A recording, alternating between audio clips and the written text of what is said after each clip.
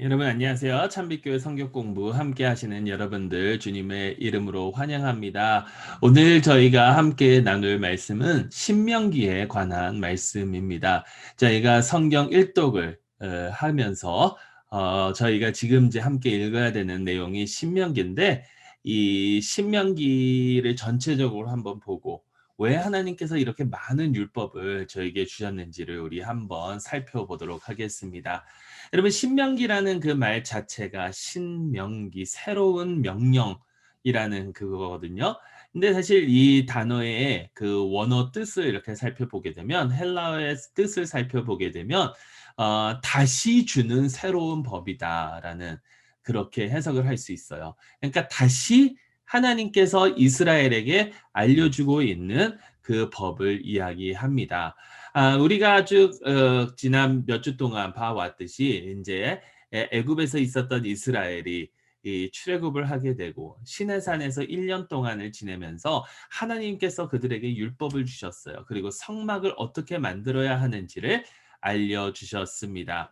그리고 난 다음에 이제 시내산을 떠나서 이제 가나안 땅을 향해서 이렇게 가는데 그때 하나님의 말씀을 어기고 하나님께 불순종하고 또 하나님을 의지하지 않아서 40년 동안 광야를 인제 돌아가게 됐죠. 그 광야를 그렇게 40년 동안 돌아가다가 이제 에 가나안 땅에 입성하기 바로 직전에 여러분 다 아시다시피 갈렙과 여호수아 외에 에 애굽에서 나온 모든 그 어른 세대들은 다 광야에서 죽고 이제 그의 자녀들 세대가 이렇게 에 주를 이루고 있잖아요.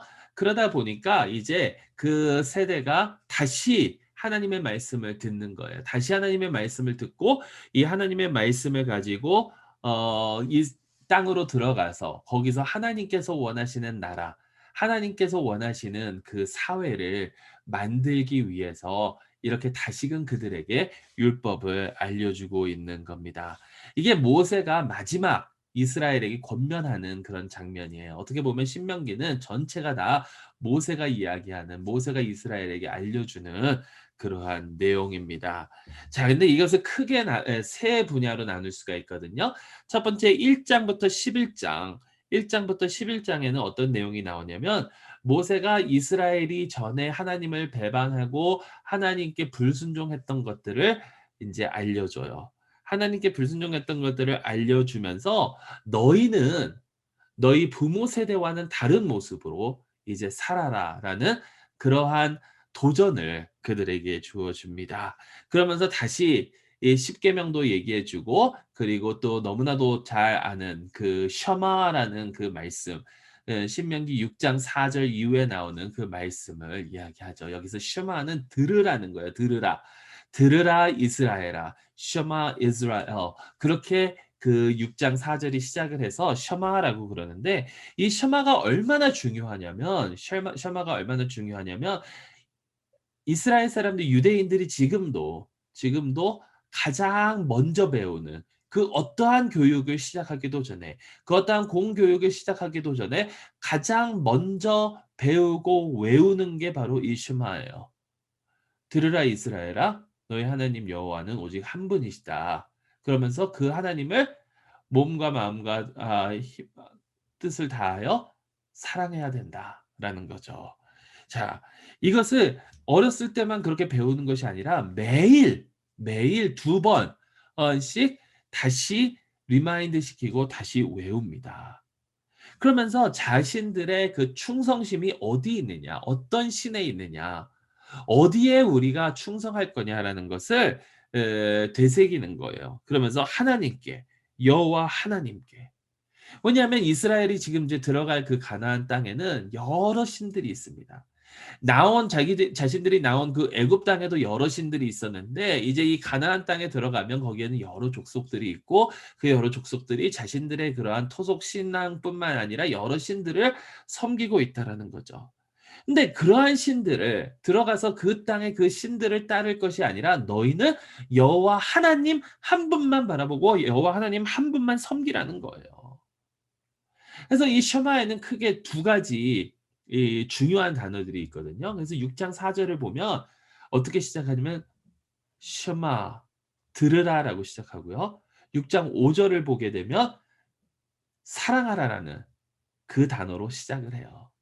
그러니까 듣고 사랑해야 되는 거예요. 듣고 사랑해야 되는 거예요. 여기서 그 시대에 이 듣는다라는 것은 그냥 가만히 앉아서 듣는 것. 이것을 의미하는 것이 아니에요. 무언가 더 있습니다. 무엇이 더 있냐면 듣고 그것에 대한 마땅한 반응을 해야 되는 것이 바로 이 셔마예요. 여러분 이게 어떻게 보면 우리가 정말 들어야 되는 그냥 단순히 가만히 지금 있으면 저기서 자동차 소리가 나네.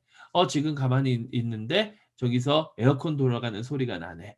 이런 식으로 그냥 듣고 그것으로 끝나는 것이 아니라 정말 거기에 집중하고 그것을 듣고 그 내가 들리는 내용을 내 삶에 적용하는 그것이 바로 슈마라는 거예요. 이게 어떻게 보면 우리가 아 예배 드릴 때에도 설교 말씀 들을 때도 이래야 되잖아요. 하나님 말씀을 듣고 다 들었어. 좋아. 너무 좋은 말씀이네." 이러고 끝나는 것이 아니라 여기에 대한 마땅한 반응, 여기에 대한 마땅한 그 응답이 있어야 된다라는 거죠. 근데 그 응답이 뭐냐면 바로 사랑하라는 거예요. 사랑하라. 여호와 하나님을 사랑하라. 근데 이게 굉장히 연관성이 있습니다. 뭐냐면 듣기 전에는 사랑을 할 수가 없어요.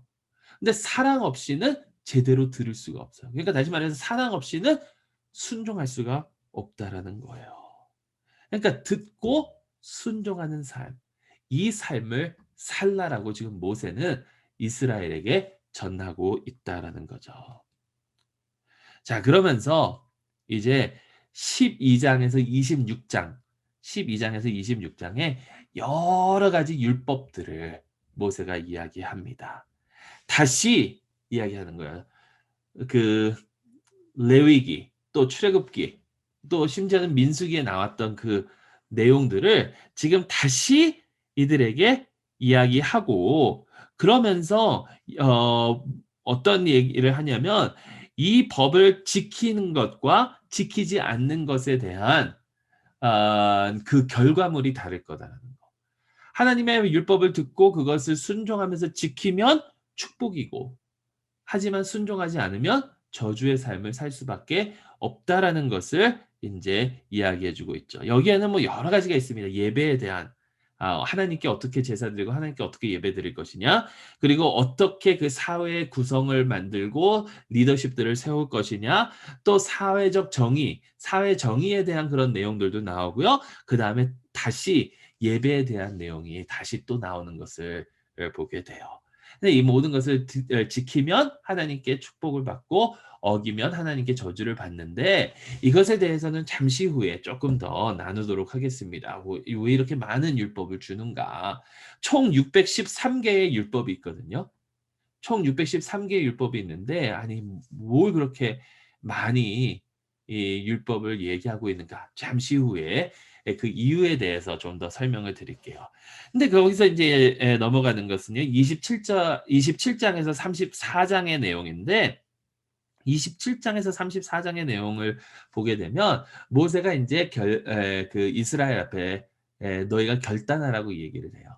지금 율법에 대해서 쭉 얘기했습니다. 지키면 복을 받는다고 얘기했습니다. 그러니까 너희에게 지금 선택이 을 해야 할 의무가 있다. 선택권이 있다. 너희는 오늘 선택하라. 삶을 선택할 건지 죽음을 선택할 건지. 삶을 선택할 건지 죽음을 선택할 건지. 삶을 선택하는 것은 하나님의 율법을 듣고 축복을 누리면서 살아가는 거고 죽음을 선택하는 것은 그 율법을 어기고 그 땅에 가나안 땅의 신들을 섬기고 하나님을 버리고 살아가는 그러한 삶이다. 그런데 모세가 여기서 선택하라고만 얘기하는 것이 아니라 앞으로 이스라엘이 어떠한 선택을 내릴 건지에 대한 이야기도 해요. 그게 뭐냐면 너희는 결단코 삶을 선택하지 않을 것이다. 삶을 선택하지 않을 것이다. 하면서 너희가 하나님을 배신하는 것뿐만 아니라 불순종하는 것뿐만이 아니라 그러기 때문에 이제 포로 생활도 겪을 것이다라는 이야기를 모세가 해 줍니다. 자 근데 여기서 또 한 가지 모세가 얘기해 주는 것은요. 왜? 이스라엘이 하나님의 율법을 지키지 못할까? 왜 이스라엘이 하나님의 율법을 지키지 못할까? 여러분 너무나도 당연하잖아요. "너 살래 죽을래?" 하면 "나 죽겠습니다."라고 이야기하는 사람이 있을까요? 분명히 이 길이 삶의 길이고 이 길이 죽음의 길인데 살래 죽을래 하면 "나 죽을래."라고 선택할 사람이 없잖아요. 그런데 왜 이 모세는 이스라엘이 그렇게 선택할 거라고 얘기하는지. 그것은 뭐냐면 강팍한 그들의 마음 때문이라는 거예요. 강팍한 마음. 스스로를 강팍하게 한 그 마음. 마음이 강팍하니까. 여러분 이 심장이 딱딱히 굳으면 어떻게 되죠? 죽을 수밖에 없어요. 이게 뛰어서 피를 공급하고 해야 되는데 이 심장이 강팍해지고 이 마음이 강팍해지면 죽을 수밖에 없는 거잖아요. 강팍하니까 하나님의 말씀을 들을 수가 없고 하나님을 사랑할 수 없다라는 거예요. 근데 여러분 여기서 우리가 알아야 되는 게 이게 이스라엘만의 문제는 아닙니다. 이스라엘만의 문제가 아니라 우리 모두의 문제예요. 창세기로 돌아가게 되면 아담과 하와의 문제이기도 했어요. 스스로 하나님 앞에서 마음을 강팍하게 하고 하나님의 뜻을 따르는 것이 아니라 자신들의 마음대로 생활했기 때문에 강팍한 마음의 문제가 우리 모두에게 있다라는 거예요. 자, 그런데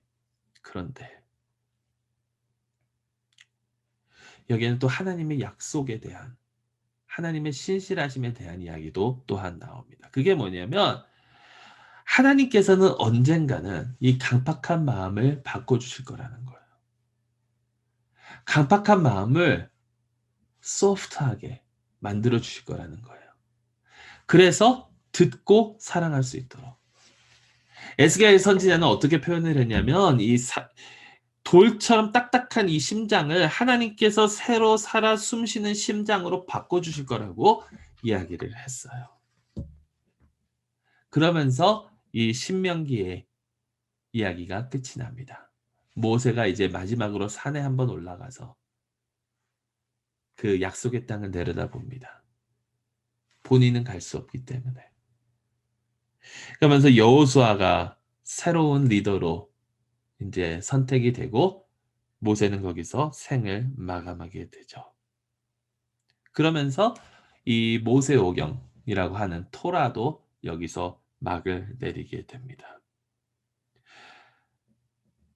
토라가 왜 하나님의 율법이라고 하는 이 토라가 이스라엘이 어떻게 시작됐고 이스라엘의 그런 이야기를 해 주는 이 이야기들이 왜 여기서 막을 내릴까?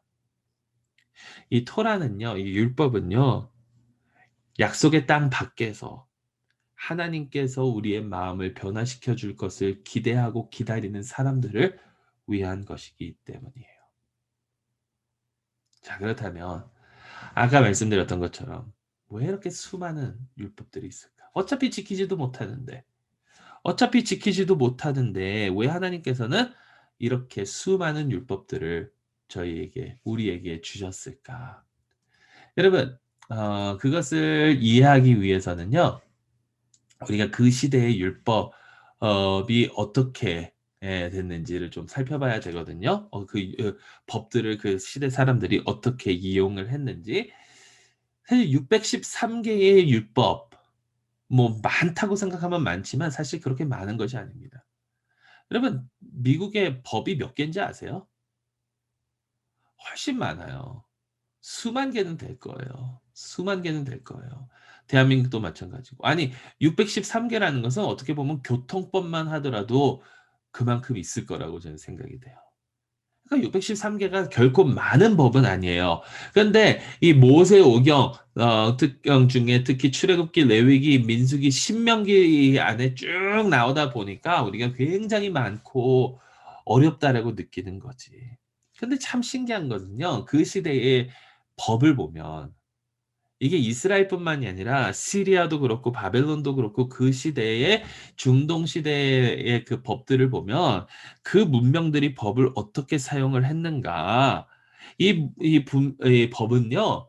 그 법정에서 판결을 내리기 위해서 사용된 것이 아니라는 거예요. 그러니까 오늘날 우리가 법정에 가면 이제 판사 앞에 서면 그 판사는 미국의 법을 가지고 아니면 주의 법을 가지고 카운티의 법을 가지고 그 법책을 펼쳐 놓은 다음에 이 사람이 이러이러하게 했으니까 그 법이 몇 조 몇 항이고 이것을 이제 에 사람이 어겼으니까 벌금을 얼마 내야 된다. 혹은 이제 감옥에서 얼마를 보내야 된다. 이러한 형벌이 내려지잖아요. 근데 그 시대에는 법이 그렇게 사용된 게 아니라는 거예요. 그 시대에는. 법이 그렇게 사용된 것이 아니고 법은 어떻게 사용됐냐면 그 사회를 반영하는 그 사회가 가지고 있는 지혜에 대한 모습을 보여주는 그것이 바로 율법의 모습이었다라는 거예요.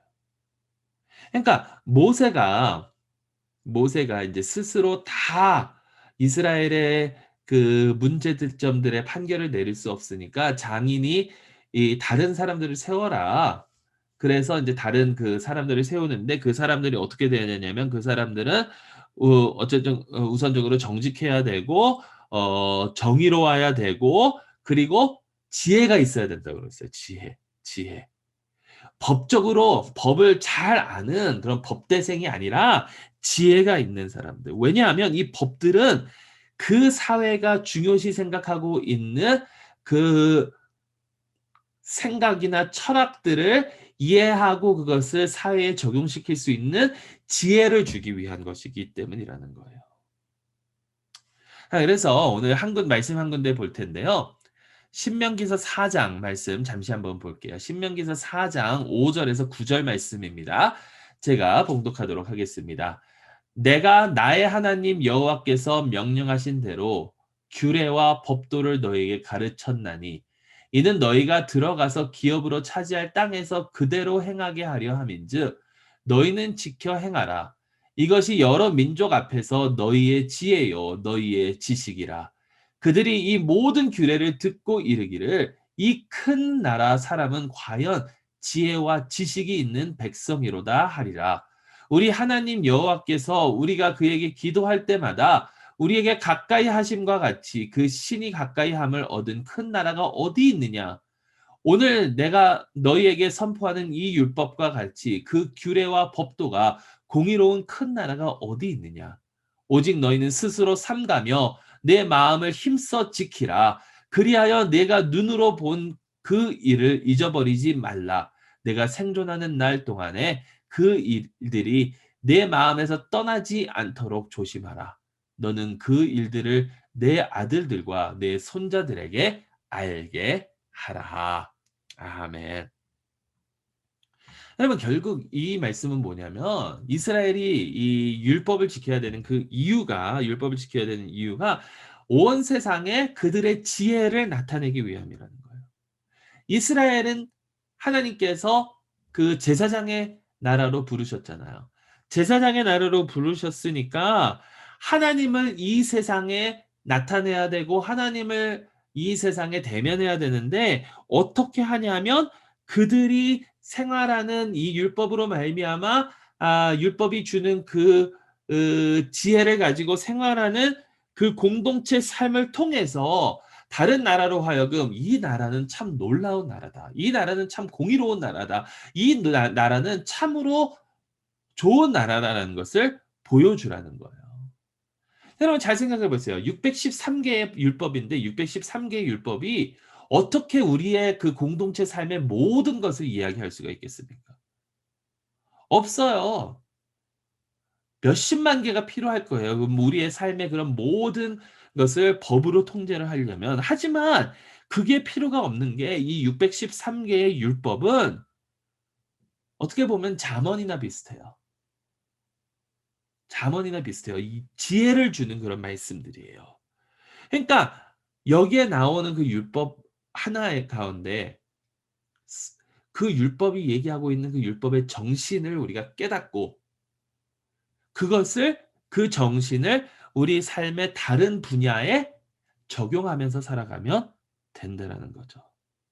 근데 여기서 나오는 그 정신이 무엇이냐면 인간의 존엄성, 서로를 존중해야 되는 것. 그리고 사회의 정의, 그리고 또 하나님과의 올바른 관계, 하나님 앞에 우리가 어떻게 나아가야 하나, 이러한 것들이 있다라는 거죠.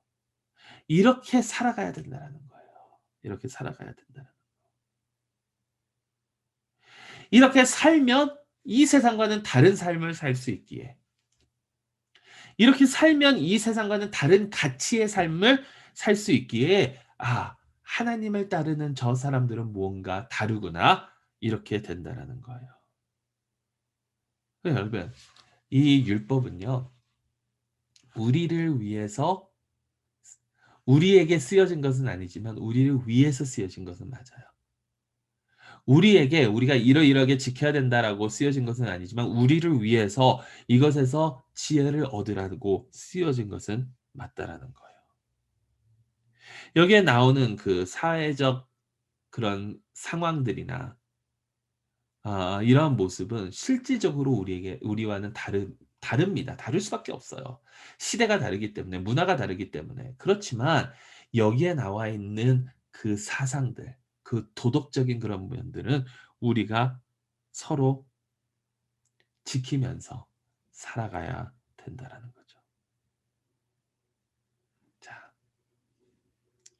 어떤 사람이 예수님께 와서 묻습니다. 가장 으뜸되는 율법이 뭡니까? 예수님께서 대답합니다. 하나님 사랑, 이웃 사랑.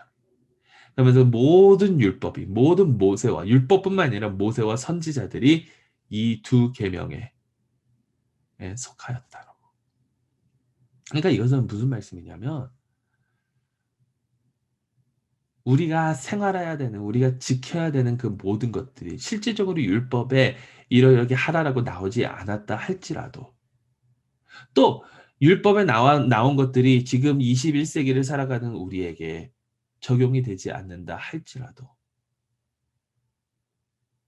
거기서 나오는 그 정신은 하나님 사랑, 이웃 사랑이고 그 정신대로 우리는 살아가야 된다라는 거예요. 우리가 중요시 생각하는 것, 우리가 가치 있게 생각하는 것, 우리의 가치관이 하나님의 나라의 가치관이어야 되고 그 가치관을 보여주는 것이 바로 이 율법들이라는 거죠. 여러분, 몇 가지 예를 들고 마치도록 할게요.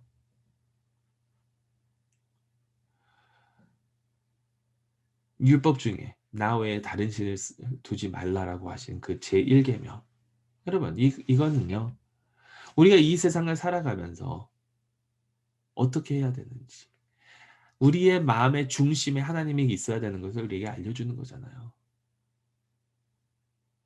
또 제사의 법을 한번 살펴봅니다. 제사의 법은 뭐 짐승을 가지고 나와서 그 속죄일 같은 때 한 양에는 안수를 하고 광야로 보내고 또 한 양은 죽여서 제사를 드리고, 여러분 이것은 우리가 하나님 앞에 나올 때 어떠한 자세와 어떠한 모습으로 나와야 되는지를 알려주고 있잖아요. 여러분 보세요. 성경 그 어디를 찾아봐도요. 술 취하지 말라라는 말 없어요. 담배 피지 말라라는 말 없어요. 마약하지 말라라는 말 없어요. 그렇지만 이 율법의 정신들을 보면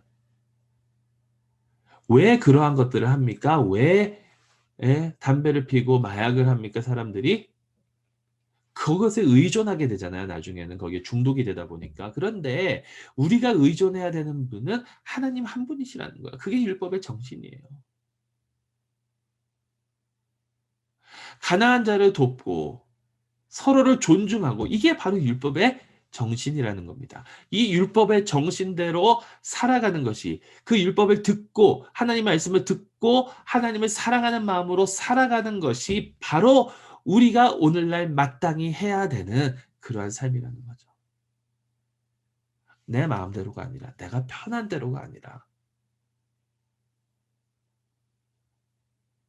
내가 편리하기 위해서가 아니라, 내가 스스로 안전하기 위해서가 아니라 내 자신을 희생시키더라도 하나님을 위해서 살아가는 그러한 삶. 이러한 삶이 저에게 필요하다라는 겁니다. 신명기 이제 앞으로 며칠 후면 이제 마치게 되고 이제 가나안 땅에 들어가서 이스라엘이 어떻게 살아가는지를 우리가 함께 나누게 될 텐데 여러분 그 시간까지 우리 계속해서 하나님의 말씀, 하나님의 율법을 묵상하면서 우리가 이 세상에 우리는 하나님을 믿고 따르기 때문에 어떻게 다른지를 보여줄 수 있는 그러한 삶을 살아갈 수 있기를 간절히 소망합니다. 그것은 단순히 우리의 고백으로만 되는 것이 아니요. 들었으면 사랑하는 마음으로 순종하며 우리의 삶에 나타내야 되는 것입니다. 그러한 삶을 살아갈 수 있는 저희 모두가 될 수 있기를 간절히 소망합니다. 우리 잠시 기도하고 기도가 마친 후에 여러분 몇 가지 이제 여러분들이 묵상해야 할 그 내용들이 나오니까 좀 잠시 그 묵상 내용들 보시면서 묵상하시고 언제나 주 안에서 승리하실 수 있기를 간절히 소망합니다. 사랑의 하나님 아버지 감사합니다. 저희를 사랑하시는 하나님, 저희에게 주님의 말씀을 허락하여 주신 것은 주님의 말씀을 듣고 순종하며 살아가며 이 세상에 저희가 주님의 제사장으로 그 역할을 잘 감당할 수 있도록 하기 위함을 깨달았습니다. 주님께서 주시는 그 지혜를 가지고 하나님께서 원하시는 삶 살아가는 저희 모두가 되게 하여 주시옵소서. 함께 묵상하고 나누는 이 말씀을 통해서도 주여 저희에게 꼭 필요한 것들, 저희에게 지혜를 주시기를 간절히 소망하오며 예수 그리스도의 이름으로 기도드리옵나이다. 아멘. 다음 질문들 묵상하시고 하시기 바랍니다. 안녕히 계세요.